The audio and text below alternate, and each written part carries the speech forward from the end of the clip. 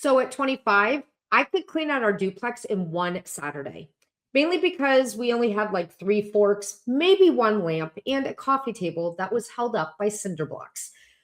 Now, at my age today, things are pretty different. I once opened a tote labeled Christmas, and inside I found school papers, a scarecrow, maybe a couple of candle holders, and something sticky I chose not to investigate. And somehow none of that really surprised me because here's the thing later in life, we're not dealing with first home clutter anymore. We're dealing with decades of life clutter. And that is an entirely different animal.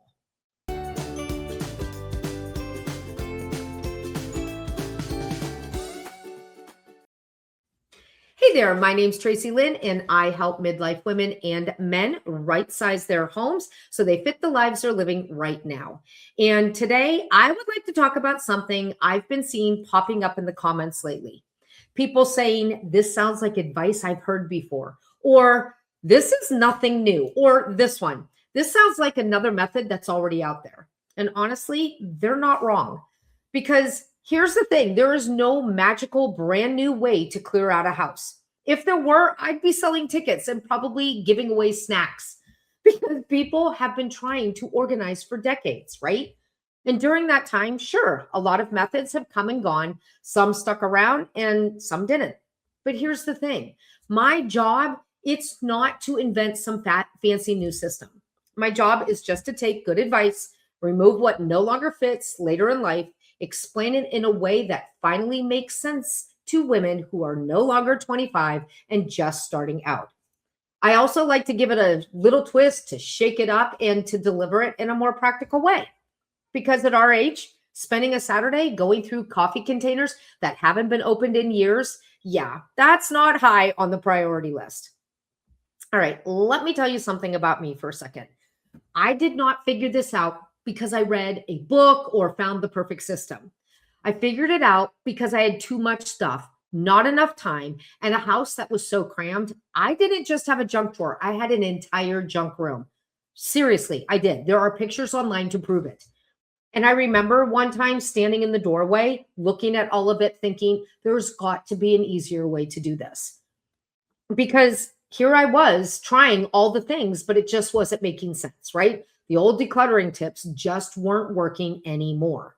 And the reason why is I think that advice was meant for younger people. It wasn't meant for people who are older, living a different life in a different age. And that's the part that I care about. That's why I talk things through. That's why I take my time sometimes, right? Because this isn't just about me telling you what to do. It's about me helping it finally make sense so you can actually follow through with it in your home and in your life. And no, I'm not here to copy anyone or recreate something that already exists out there. What I share comes from what happened to me, the mistakes I made over the years, and finally figuring out what really does work when you don't have hours to waste or energy to spare. So, if you ever felt like, why isn't typical decluttering advice working for me? Just know it's not you. It's methods that work for some people, but don't work for everyone. Okay, let's talk about that for just a second, because I think that's the real question, right? If this isn't some brand new, never heard before method, then why are so many people saying, oh my gosh, this finally makes sense? Oh my gosh, I get it now. Oh my gosh, I can't wait to try this out. And I thought a lot about that lately. And honestly, I think part of it is because I don't start with what needs to go. I start with what gets to stay. And I know that sounds like a really small thing, but actually it's not. Because when you start the old way with what needs to go, it turns into a losing game really fast. Because no matter what you pick up, you can start second guessing yourself. Like, ooh, I should really keep this. Or I paid really good money for this. That's a really common one. Or my sister or my brother or my mother gave this to me. And now I can't let it go. And now, before you know it, you're standing there holding the same thing for 5 minutes and thinking, hold up, I need a break. And that's where things stay. But when you can flip that and you start with the things you want to keep, everything changes because you're choosing first now. And that puts you back in control. And now you can actually look at your home and say, okay, this is staying because I want it there. That's a game changer. And this is also where I think things start to feel different, because some methods ask you to see how something makes you feel, right? And the last thing we need right now is an emotional debate when you're just trying to get the stuff out of your house already. That's a big difference too, because candles do not need a deep emotional conversation. Either they smell good or they don't. You keep the ones you like the smell of, you let go of the ones you don't. That's it. Really easy, really practical. And honestly, that's where right-sized living really starts to make sense, because you're not sitting there trying to have a deep conversation with every single thing in your house, because most of the time you already know the answer. We just tend to talk ourselves out of it. So we really don't need this big aha moment, and we definitely don't need any overthinking, just practical common sense. Does this item fit the life I'm living right now? If it's yes, it stays. If it's no, it goes. Oh, you also need just a little bit of honesty while you're working through things as well, which I know is not always our favorite thing, but sometimes it's a much needed thing. Now, I think the other reason why right-sized living works is because it actually respects where you are in your life. You're not 25 setting up your first home anymore, right? You're managing a home that's been lived in, that's been loved in, and filled up over the decades. That's completely different. And it deserves a different approach. Maybe not 100% different, but reframed in a way that fits.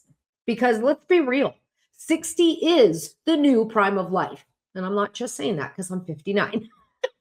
And no, I don't want to spend my life stressing over my closet anymore. I want to wake up and love my home. I want to love how it looks, how it feels, and sure, the way it functions. I want to love all of it. Even that one cabinet where I have to get down on the floor just to grab my colander every time I make pasta for the grandkids. And we all know what that means. Getting back up takes 10 times longer, and I'm basically doing lunges while I'm waiting for the water to boil. All right. At this point, like I said, we don't need 15 different systems and a weekend project that turns our house upside down and makes it look like a yard sale exploded in our family room. We've tried that. We've lived that, and we are not doing that again. So we need things we can do in short pockets of time without pulling everything out, making a bigger mess, and walking past it for the next 3 days like we don't see it. And I know that's not just me. I know some of you out there are going, oh yeah, that's me too. Because I know we've all done that at least once, if not more than once. All right. Right-sized living, it does help us look at our things differently without turning our home into a disaster zone in the process. And I think that's why it is clicking with so many people. People that have tried all the things, done all the things, and their house still looks the same. When you choose to right size, it shifts everything around and your house starts matching and meeting you where you're at. Because it's not about finding something brand new. It's about finally hearing it in a way that makes sense.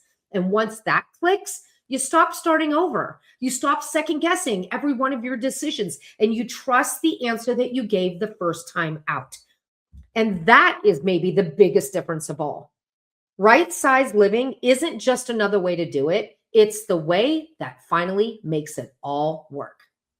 Okay, that's all I have for you this time. I hope you liked that video. If you did, please give it a thumbs up. Don't forget to hit subscribe if you haven't done so yet. And be sure to grab our free resource down in the comments below. Just scroll all the way down, look for the link, copy it, paste it, click on it, and you're off.